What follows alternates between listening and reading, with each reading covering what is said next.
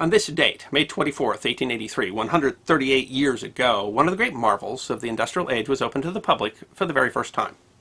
A procession of 24 coaches, the first one of which carried U.S. President Chester Arthur and New York City Mayor Franklin Edson, crossed the 6,016-foot suspension bridge, 1.5 times longer than any suspension bridge that had been built to that time, across the East River between New York City on Manhattan Island and Brooklyn on Long Island. The headline of the New York Times that day read, "Two Great Cities United," although the Times gave its relative opinion of those two great cities the next day when they mentioned that the residents of Brooklyn would be happy to avoid a sometimes difficult ferry ride, but the residents of New York City had no great cause for celebration, as not 1 in 1,000 of them would ever find occasion to use the new structure. The Brooklyn Bridge represented the might of the industrial era, the coming of age of the United States and its largest city. There's much that can be said about the Brooklyn Bridge, but it also represented unique challenges of an era of great change, an era of great contradictions, and an era of great architecture. It is history that deserves to be remembered. The carriage carrying President Arthur and Mayor Edson was not actually the first carriage to cross the Brooklyn Bridge. That event had occurred 10 days earlier, and the honor of being the first to cross the bridge in a carriage went to Emily Warren Roebling, wife of the chief engineer.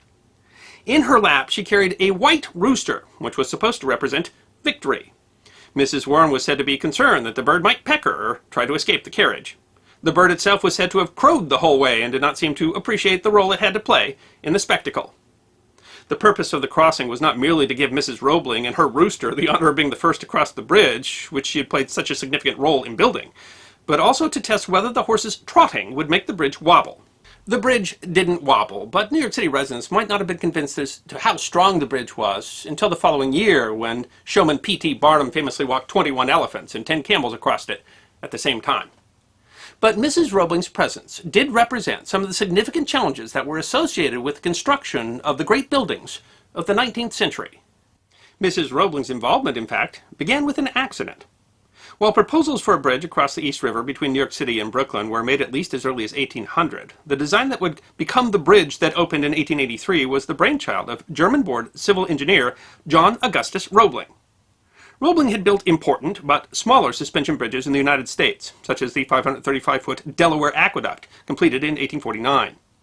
Suspension bridges of this size were still relatively new, especially in the United States, and this project would be extraordinary, the New York Times noted. The art of building these airy structures was then in its infancy here, and Mr. John Roebling stood at the head of the engineers, who made it a study. Roebling had made a proposal for a bridge between New York City and Brooklyn in 1852.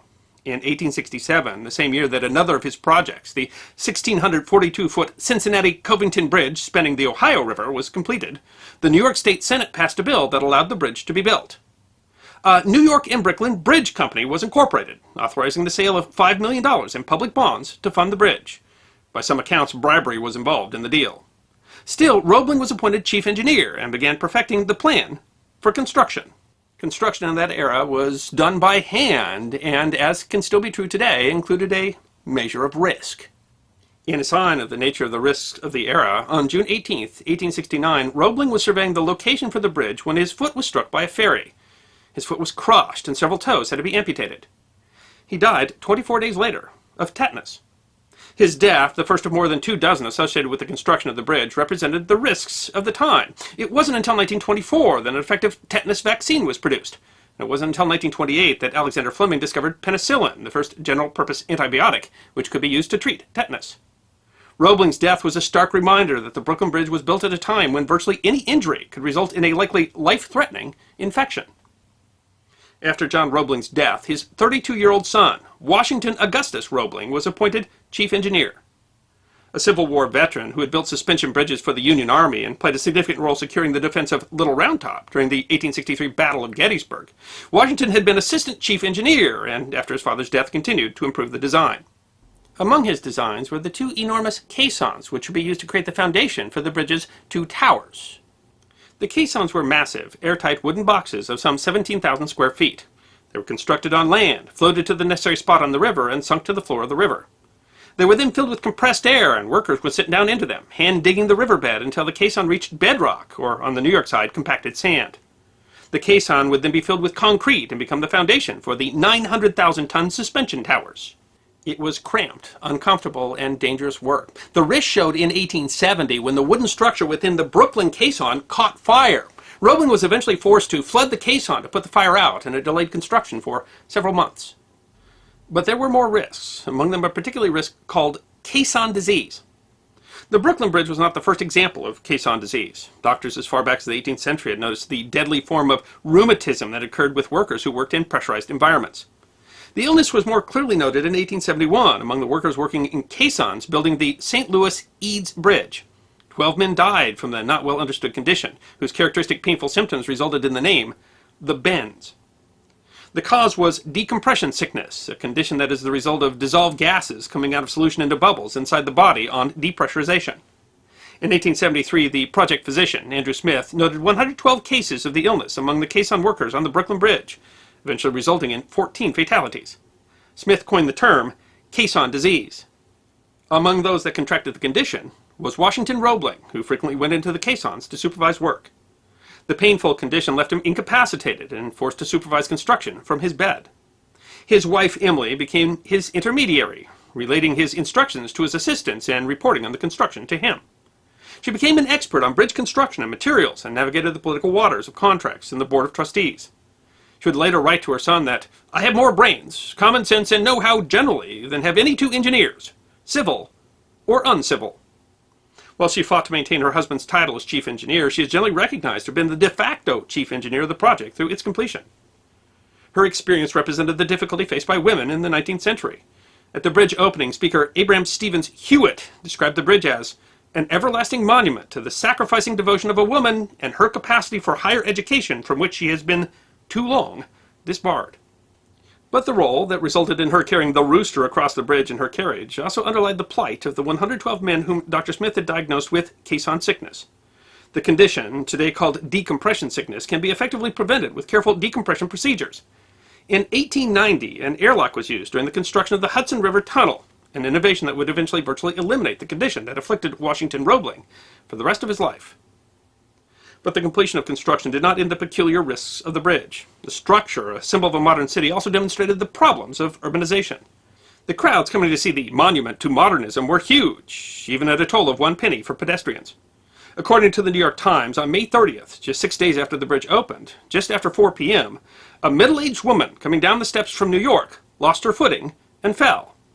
She had been at the top of a set of 7 stairs that were, the Times opined, too narrow when the width of the pathway is considered. The woman was immediately assisted by a bridge policeman, but another woman, seeing the policeman dragging the women through the crowd, screamed. This set off a chain reaction. The Times continues.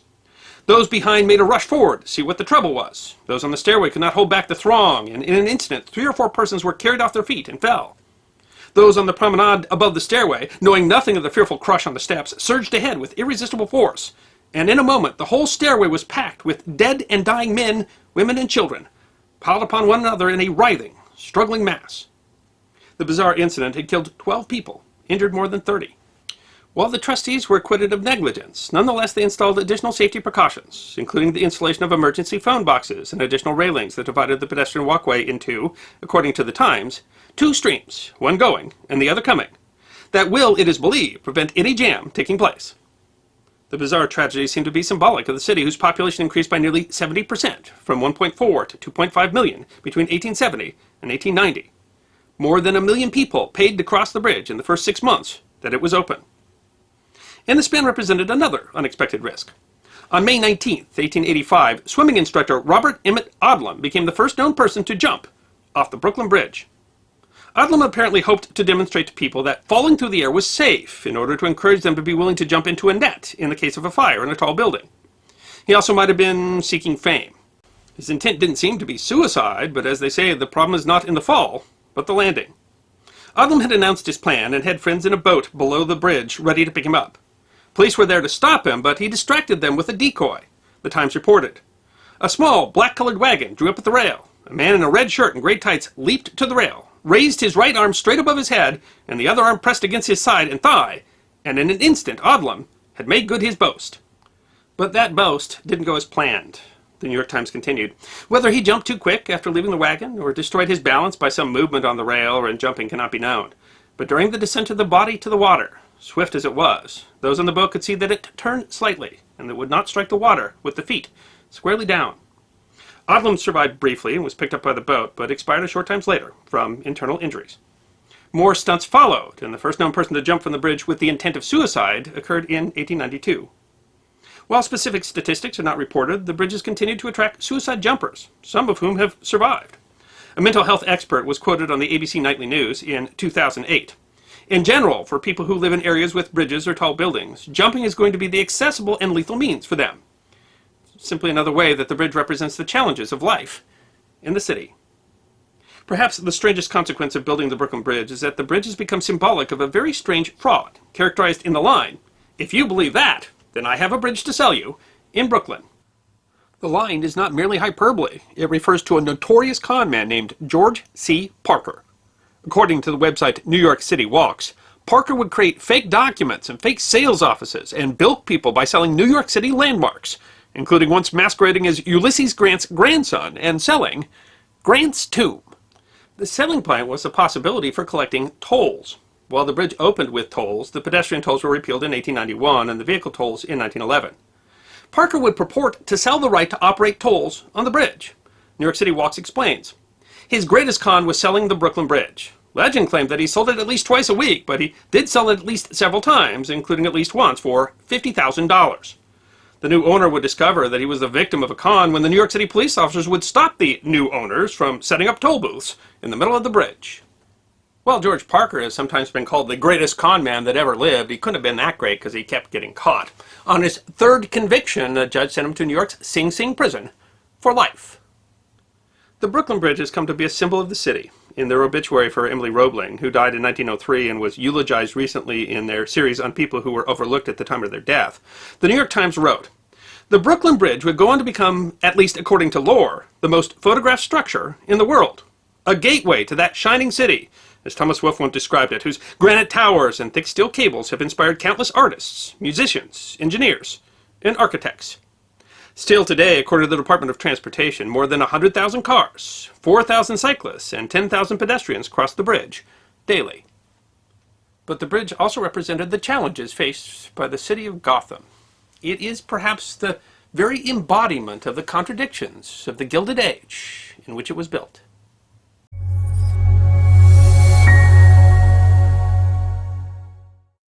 On January 2nd, 1800, 3 men stood around New York's Manhattan Well. They were dragging the well with long poles. Within moments, they found and recovered the battered body of Julie Elma Sands, who was 22 years old and at that point had been missing for 11 days. Shortly thereafter, a man named Levi Weeks, who was said to be Julie Elma's fiancé, was arrested for the crime of murder. And in the trial that followed, he was defended by not just one, but 3 of the most prominent attorneys in New York City at the time.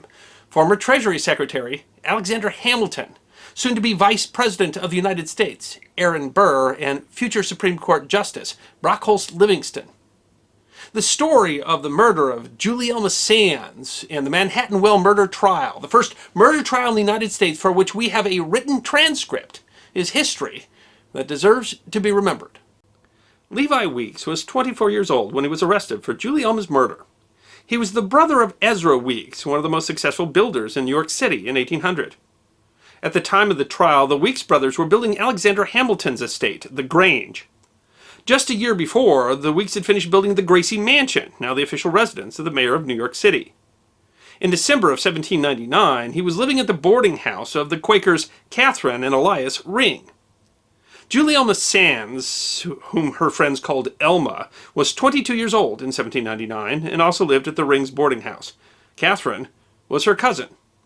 For several months, she had been openly courted by Levi, and on December 22nd, she told her cousin that they were to be secretly wed that night. What happened next would be the question around one of the very first sensational and well-covered trials in the United States. According to Catherine Ring, Levi Weeks came down into the living room around 8 o'clock. Later, she heard someone else come down, whom she assumed to be Elma, and after a few moments of whispering, she heard them both leave. Elma would never return. Her body was discovered in the Manhattan Well in Lisbonard Meadows on January 2nd, 1800.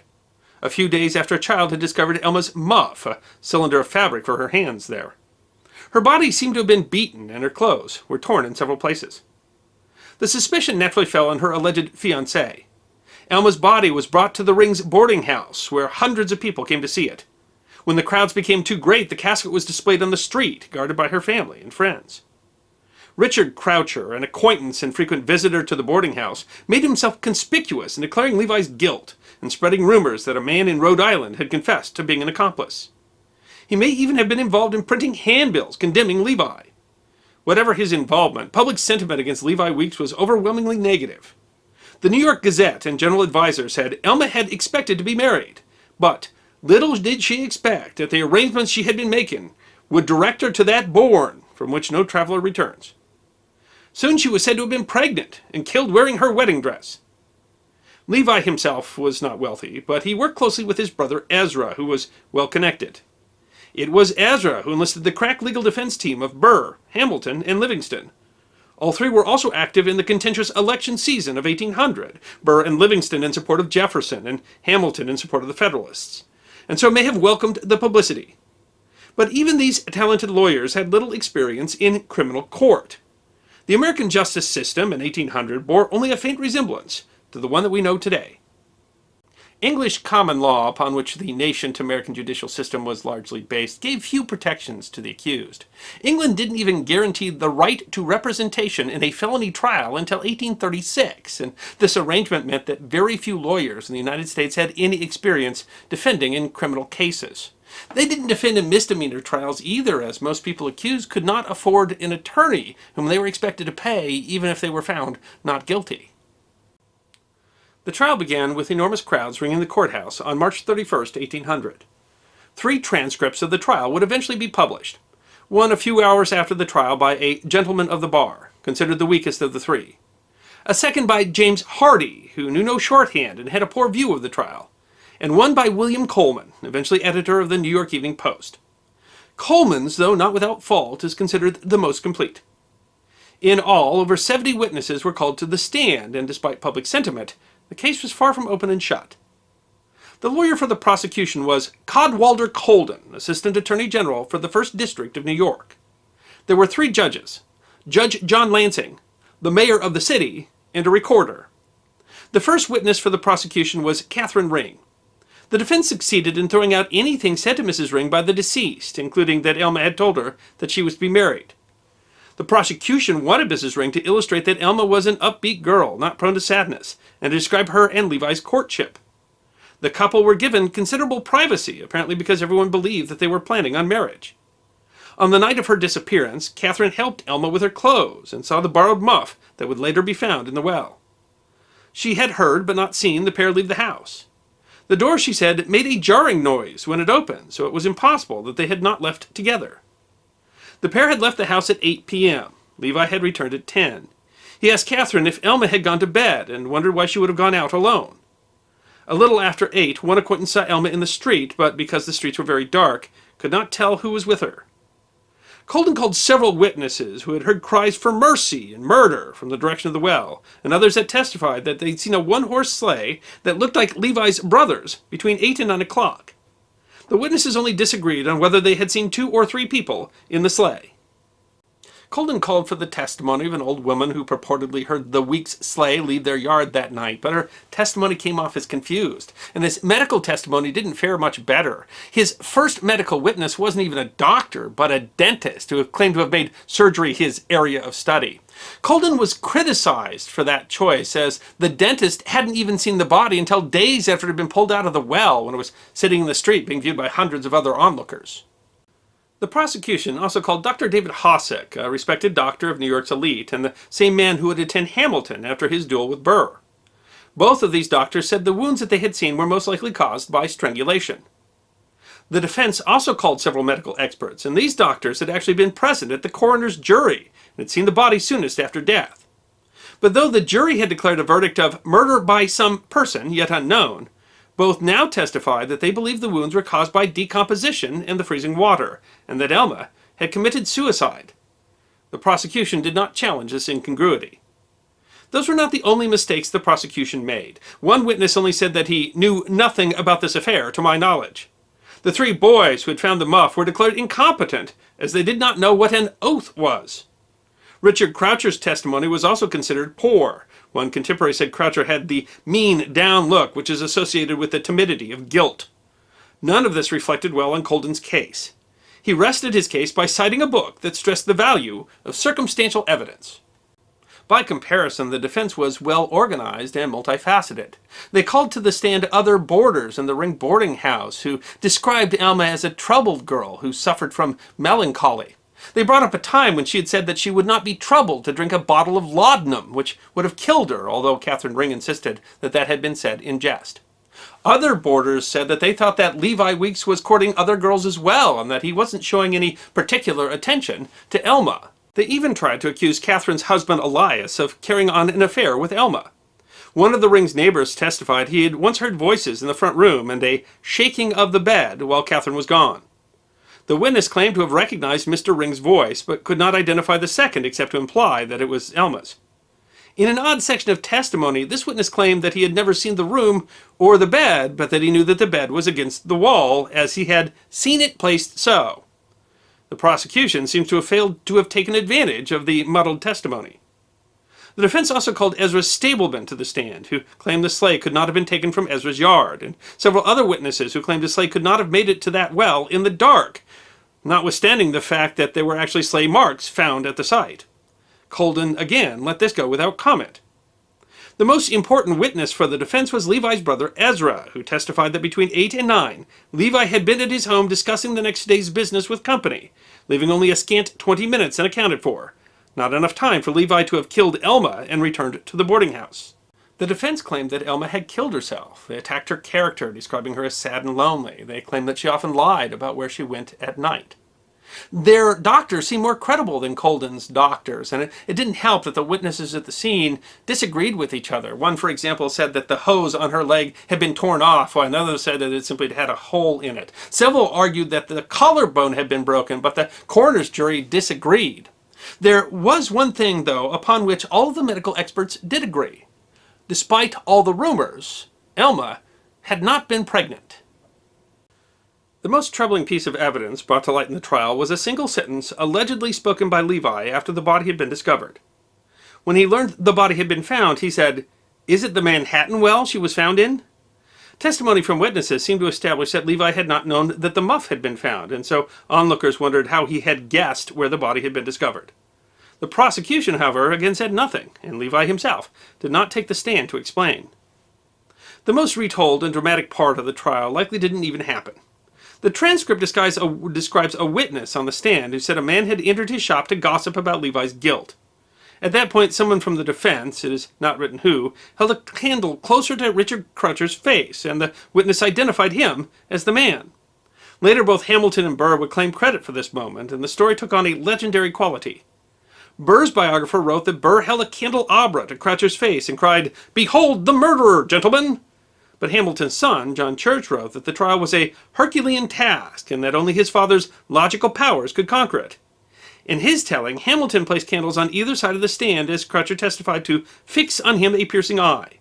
When the prosecution protested, Hamilton allegedly answered, "I have special reasons that when the real culprit is detected and placed before the court, will be understood." All of that theatricality, which was described later, was certainly apocryphal, and it all stemmed from a brief moment when Croucher was merely identified as the man who had been spreading rumors. No matter how unlikable or unattractive he was not the murderer. He had an alibi for that night. He'd been at a birthday party among witnesses. By the time the defense read their closing statement, the trial had dragged on for 2 whole days, much longer than anticipated. The transcript isn't clear, but after some discussion, Judge Lansing chose not to reconvene in the morning to summarize the cases, and instead offered a short speech in which, the public accused, he endorsed the defense to the jury. The court were unanimously of the opinion that the proof was insufficient to warrant a verdict against Levi Weeks. With that instruction, the jury was gone for just 5 minutes before they returned with the verdict of not guilty. The public was in an uproar. "Her murderer yet lives, but let him tremble with horror at the vengeance that inevitably awaits him," said one of the Ring's neighbors. Meanwhile, newspapers all over the city praised the balanced and fair trial and lauded Levi Weeks as a victim of the mob. The first transcript of the trial, released only hours after the verdict, argued that Levi Weeks' face was one of perfect artlessness, where guilt could never have lurked. Elma was described as a trollop. Coleman's report is considered the first attempt following the Revolution to make a verbatim report of a criminal trial, and therefore is a landmark in American justice. Coleman disparaged the other two reports for mistakes and omissions, and unlike them, made no commentary on the verdict or on Levi. Somehow this upset Ezra Weeks, who offered Coleman $500 to alter it. Coleman refused, and Ezra then offered to buy out the entire run of the transcript. Coleman answered that he could not be bought for all the money in New York City. This attempt at bribery brings into question the outpouring of support from the newspapers, and gives an unsavory appearance to the omissions and mistakes of the other transcripts. In the centuries since, the story has been told and retold with varying degrees of accuracy. Unfortunately, Elma is often described as promiscuous or even a prostitute. The well, which still exists inside a clothing store at 129 Spring Street in Soho, is believed by some to be haunted by Elma's ghost. Levi Weeks fled New York, eventually settling down in Natchez, Mississippi, where he had a family and designed the Auburn Mansion, now a National Historic Landmark. The Manhattan Well murder trial is one of the earliest opportunities to examine the criminal justice system in the United States. In 1800, witnesses were encouraged to tell just a free-flowing narrative from their perspective, to be interrupted by both the prosecution and the defense as necessary. This is an example of the development of criminal defense attorneys and the right of the accused to competent counsel. Much has changed since in law and precedent, and certainly the collection and presentation of evidence has changed dramatically since, and that might have made a difference in this trial. After Levi Weeks' acquittal, no other suspect was ever seriously identified. Levi Weeks died in Natchez, Mississippi in 1819 at the age of 43.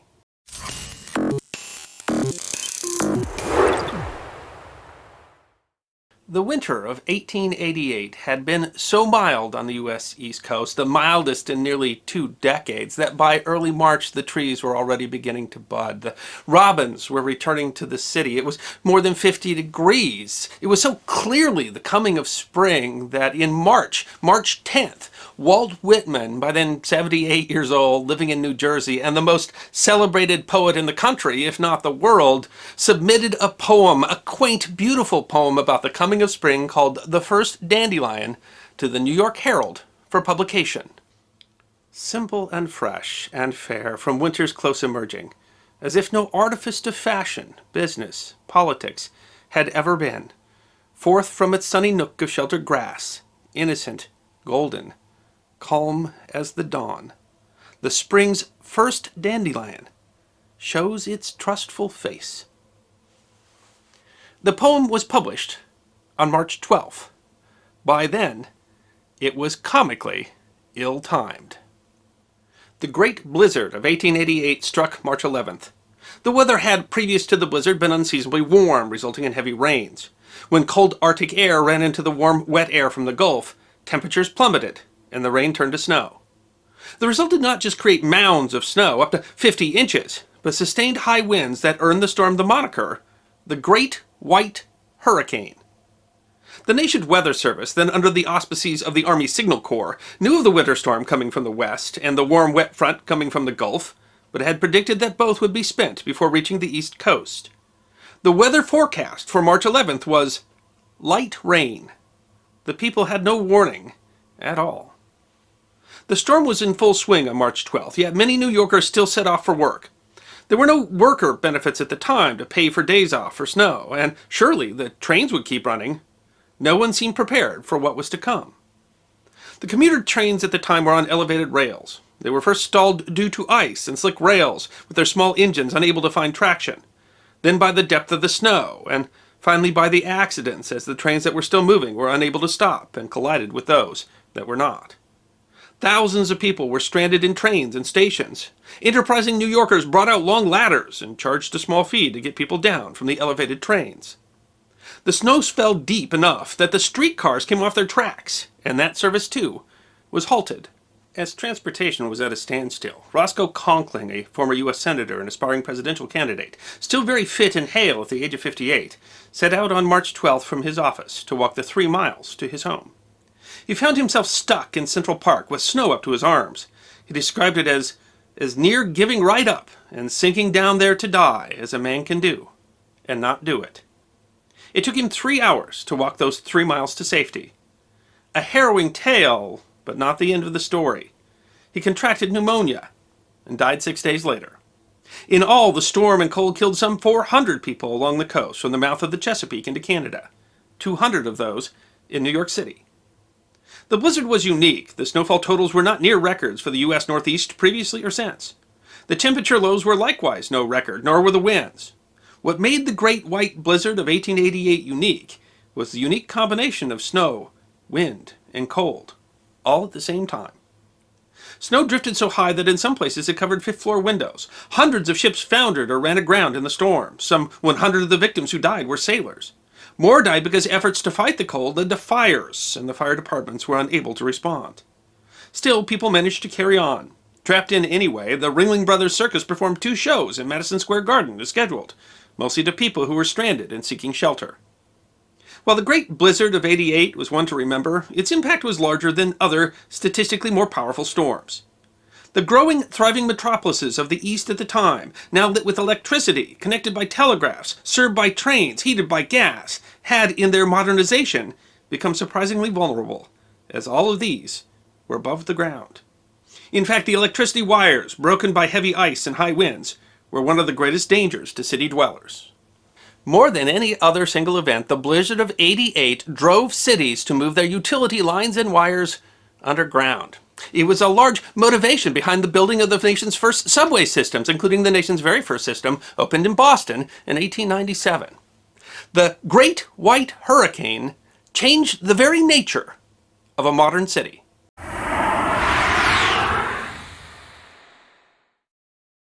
It is my opinion that historians tend to give short shrift to culture. We tend to talk about wars and battles, politics, science, and technology while ignoring the fact that the true flow of history is the question of how people have changed the way that we live our lives over time. The culture wars, that natural give and take, have often served as agents of cultural change, but also as moderators of those change. And debates over culture, what behaviors should and should not be allowed, have been the most contentious in American history, and still are, to this day.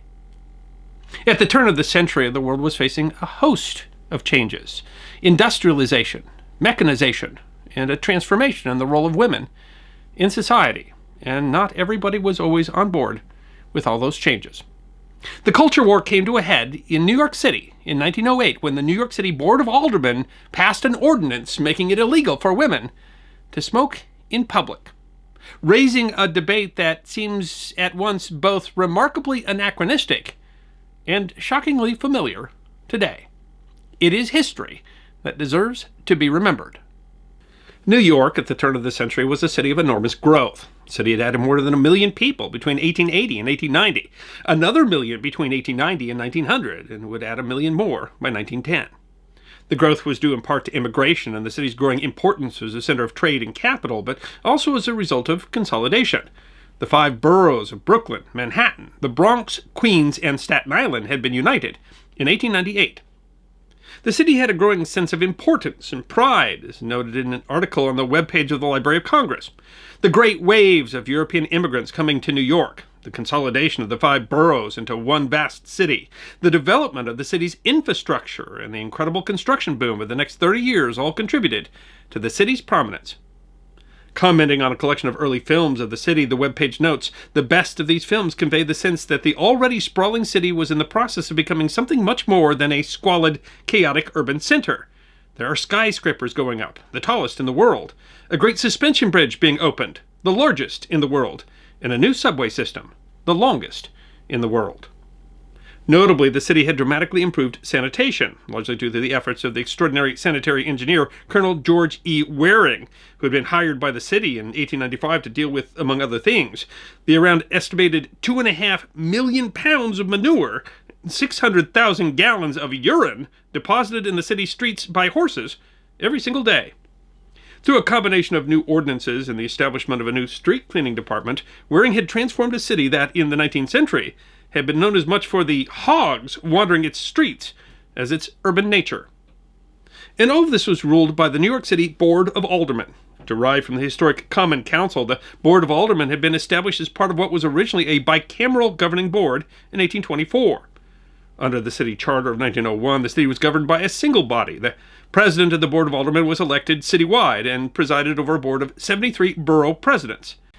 Being New York City, much of this board was controlled by machine politics, including two notable Tims. There is some disagreement over whether Timothy P. Sullivan was born in Boston or New York City, but at any rate, the New York Times explains the boy was in New York, down on the East Side, scratching around for himself when he was just 10 years old. He took an interest in law and eventually became a lawyer, although the Times notes there is no information about the university class with which he was graduated. He came upon his nickname Little Tim by coincidence, given that he was not, the Times explains, a physically small man by any means. Rather, when he came from Boston, he found a good many Sullivans already here. One of these was a cousin, Timothy D., 7 or 8 years older. Timothy D. was a physically large man who came to be known as Big Tim or Big Fella, and Timothy P., who shared the same name, therefore came to be known as Little Tim. Both, however, would have an outsized role in New York City politics, as leaders of the machine politics of Tammany Hall, the Times explains. Being Irish, they took to politics naturally. And being Irish, they succeeded in New York City politics extremely well. The two Tims derived their political power from the Bowery, a borough in the southern part of Manhattan. The New York Times said of Little Tim in 1909, he was the leader of the most powerful Tammany district on the East Side, majority leader in the Board of Aldermen, with all the powers those important places carry with them. While there were various accusations of various kinds of corruption, the Times said of him, his wit was keen, his industry a model to other assemblymen, his judgment cool and quick, and his parliamentary training complete. As to his political philosophy, he wrote of the job of an alderman. He knows everybody's troubles, and is expected to remedy them as far as he is able. And in 1908, there were troubles to be had. While the Tims were both supporters of the growing demand for women's suffrage, there were certainly points where the transforming role of women in society caused concern. This shock of transformation was demonstrated at a fashion show in Paris in 1908. Author Laura Casely explains on the website Little Things. For centuries, women squeezed themselves into tight-fitting undergarments that whittled their waist into hourglass shapes, and often resulted in organ and bone deformities along the way. They also tended to wear lots of layers, both for warmth and propriety. But designer Jean-Marjan Lacroix shocked the world when, at the fashion event in Paris, she showed slinky dresses that left very little to the imagination. Worst of all, it was evident that underneath was no underwear at all, something that, along with its low neckline and split skirt, was shocking, even in Paris. That's right, in 1908, even Paris was scandalized by the very idea that a woman might go out in public without being tied into a corset. Casely continues, the fashion soon spread out of France and into other parts of Europe, and stories of distracted men crashing their carriages soon followed. This was the sort of social challenge faced by Little Tim and the Board of Aldermen in the turn-of-century New York City. The most shocking revelation came when the New York Times reported on December 30th, 1907, that James B. Martin, proprietor of Café Martin, let it be known that on New Year's Eve all ladies may smoke cigarettes in any of the rooms of the restaurant at 26th Street and 5th Avenue, and that this privilege may become permanent thereafter. And the idea was not limited to Café Martin. A January 2nd, 1908 story in the Times reported that Rector's restaurant would also allow ladies to smoke, and that a canvass of the city's prominent restaurants by a Times reporter yesterday revealed that the proprietors were inclined to grant women permission to please themselves. Martin opined, personally, I think New York is ready to allow ladies to smoke in good restaurants. But Little Tim Sullivan was not so sure. The issue of women smoking at all was relatively new. While paper-wrapped tobacco had been used in Europe at least since the 16th century, and the name cigarette had been coined in France around 1830, ready-made cigarettes were an expensive luxury item, and the cigarettes didn't grow in popularity until 1881, when American inventor James Albert Bonsack revolutionized the cigarette industry by patenting a cigarette rolling machine that could produce more than 200 cigarettes a minute. Oddly, given that the health dangers of smoking were already being realized, cigarettes were being referred to as coffin nails as early as 1888, the act of smoking was a sign of defiance and independence for women seeking to expand women's roles in society. When in 1904, a New York City bicycle policeman asked that two women in an open car extinguish their cigarettes, saying, "You can't do that on Fifth Avenue while I'm patrolling here," the woman, one Mrs. William P. Orr, according to the New York Times, drew in a quantity of the smoke from the cigarette and then exhaled it in the policeman's face. Notably, the smoking drew no charges, but one of the men in the car was arrested for being drunk and disorderly. For her part, the woman told the paper, "I don't see that I was doing any harm." But the prospect of women being allowed to smoke openly in public establishments was a problem for little Tim Sullivan, a man that a January 6, 1908 edition of the newspaper The San Francisco Call called the Bowery Moralist and Political Chieftain. The paper reported nothing so shocked little Tim as the order sent out around Christmas time to the effect that women would be allowed to smoke at Martin's famous French restaurant on Broadway and one or two other hostelries frequented by persons with liberal ideas. The trend was disturbing. The Washington, D.C. Evening Star lamented, since the new Plaza Hotel opened, and particularly since the orgy of New Year's Eve in the Fifth Avenue Broadway hotels and restaurants were described in graphic language in the newspapers, there's been an epidemic of cigarette smoking among young women all over New York. Little Tim responded on January 20th. The New York Times reported on the 21st. After today, it will be against the law for a hotel or restaurant proprietor or anyone else owning or managing a public place to allow women to smoke in public. The proposal for the Sullivan Ordinance came in a brief hearing in the Committee of Laws of the Board of Aldermen. The ordinance, the paper explained, does not make it an offense for a woman to smoke, but it does make it an offense for the manager or proprietor of a public place to allow her to smoke therein, and for doing so he may suffer the revocation of his license and also be fined. The proposal was not without opposition. When he spoke on behalf of his own ordinance, Sullivan admitted that he had never seen women smoking in the public places in his district. Alderman Charles Pease tried to amend the law to prohibit anyone smoking in a public place, not to make the law consistent, but because any woman present ought not be forced to inhale tobacco fumes. Alderman John Henry Smith argued that it would be much better for the board to concern itself with the hardships of the poor than with such nonsensical things as smoking by a few women in a restaurant. Aldermen Brown and Duell argued the ordinance was unconstitutional. Yet despite the objections, the Times reported that the ordinance would pass the Board of Aldermen without the slightest doubt. And in fact, it passed unanimously, without objection, in a roll call vote. The Rochester, New York Democrat and Chronicle was aghast. Several aldermen have contended, and Sullivan has admitted that it is unconstitutional. Why the latter wanted to pass is a mystery. Why the other city fathers should meekly fall in line is not clear. The Evening Star explained, he dominates the Tammany majority in the Board of Aldermen, and no ordinance can pass that body without his approval. While, on the other hand, whatever he says goes.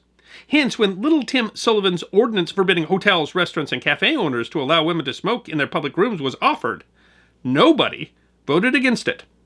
The Democrat and Chronicle complained, for some reason known to themselves, they deemed it advisable to permit him to have his joke with the Board of Aldermen.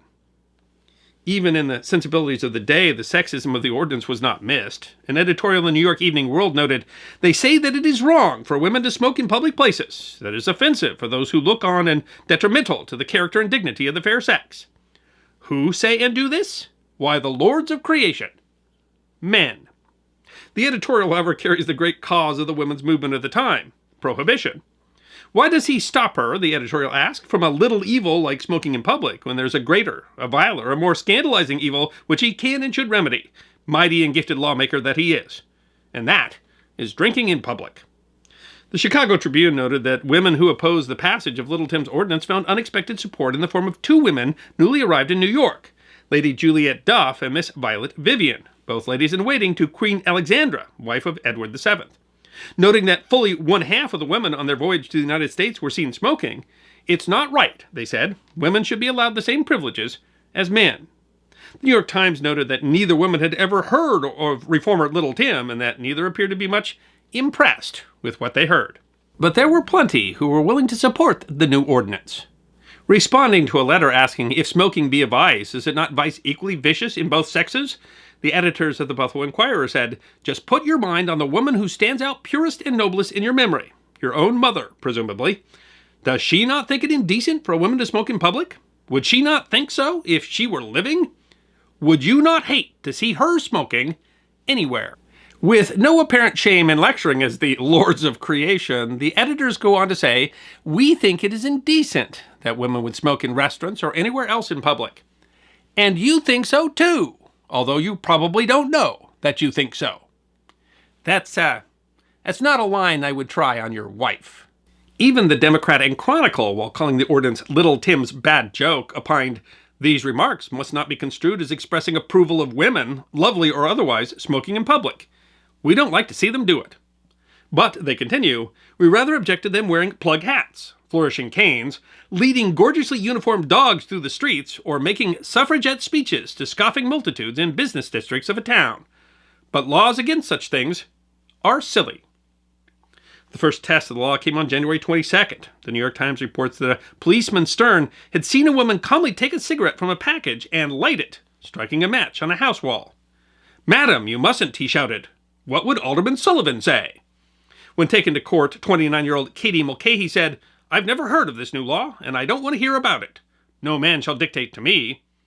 Despite the ordinance not outright banning women smoking in public and not including any provision for a fine if they did, Mulcahy was fined $5, which she refused to pay. The Times reported, in default of $5 to pay the fine, she went to a cell, carrying her package of cigarettes.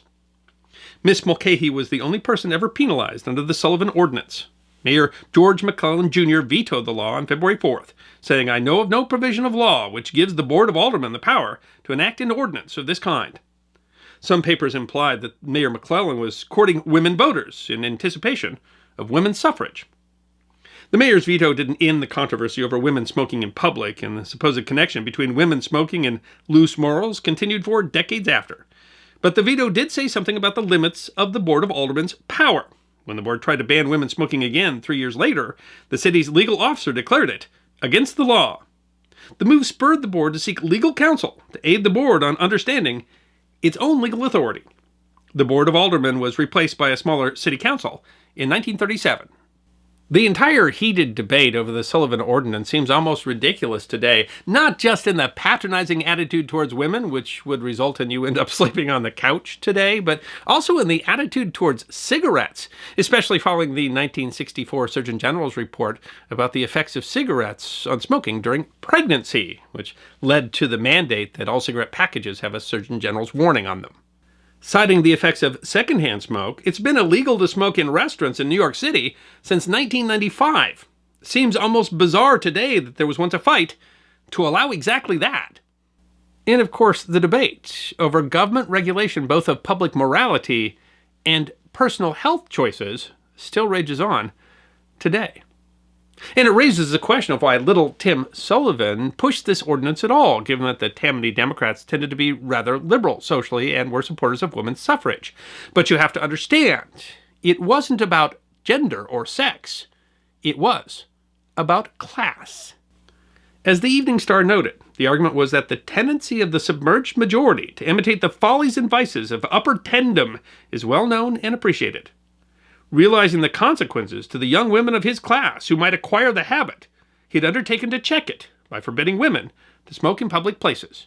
That is, little Tim at least wanted to be seen as protecting his working class constituents from the corrupting influence of the rich. Yet another debate that still rages on today.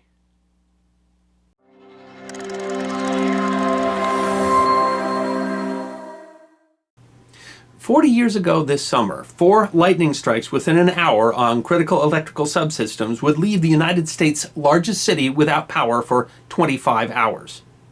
The events that followed showed both the best and the worst of human nature, represented the challenges of the time, and forever changed the future of New York City. At 8:37 p.m. on July 13, 1977, a lightning bolt struck a critical substation along the Hudson River in Westchester County, New York. Within an hour, 3 other lightning bolts would strike critical lines. Efforts by Consolidated Edison to shed power failed, and a cascade of blown critical breakers cut the city of New York off from the nation's power grid. The city went dark at 9:34 p.m. This was not the first time that New York City had lost power. In November of 1965, a major power outage had struck the American Northeast all the way up into Canada. It was the largest power outage in the history of the United States. And during that event, New York had remained relatively calm, even somewhat festive. There were less than 100 arrests for crimes committed during the 1965 blackout. It was even the setting for the 1968 comedy film with Doris Day called Where Were You When the Lights Went Out? But 1977 was different. The first reports of looting came into police stations within 10 minutes of the power going out. And by the time the power came back on, more than 1,600 stores had been looted and more than 1,000 fires had been set by arson. 35 blocks of Broadway were destroyed. Thousands of people were injured, including 550 police officers. A congressional investigation determined that the costs of the looting and fires alone exceeded $300 million. New York City Mayor Abe Beame called it a night of terror.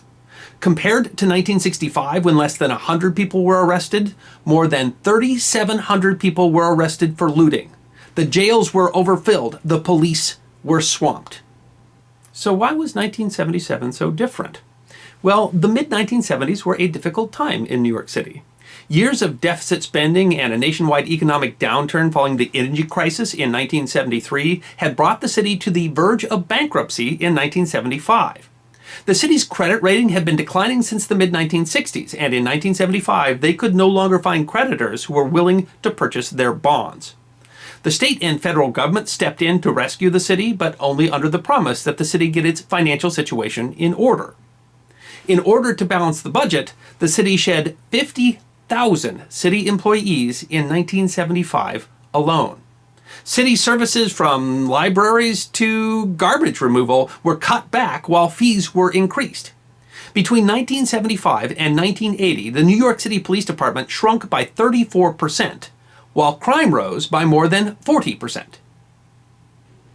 The nationwide economic downturn and recession in the mid-1970s, combined with broader trends like white flight and deindustrialization, had struck New York City particularly hard. In 1975, unemployment in New York City was a staggering 12%, and 2 years later, in 1977, it was still hovering around double digits. The city's economic promise had seemed to fade, and in its wake came the crime that was bred from despair. New York City's crime index doubled between the mid-1960s and mid-1970s.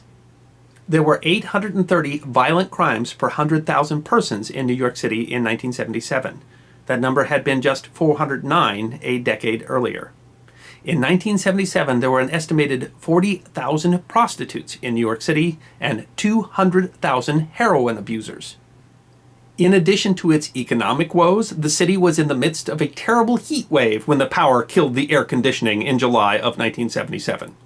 Over a 10-day period, the average high temperature in New York City was 97.1 degrees.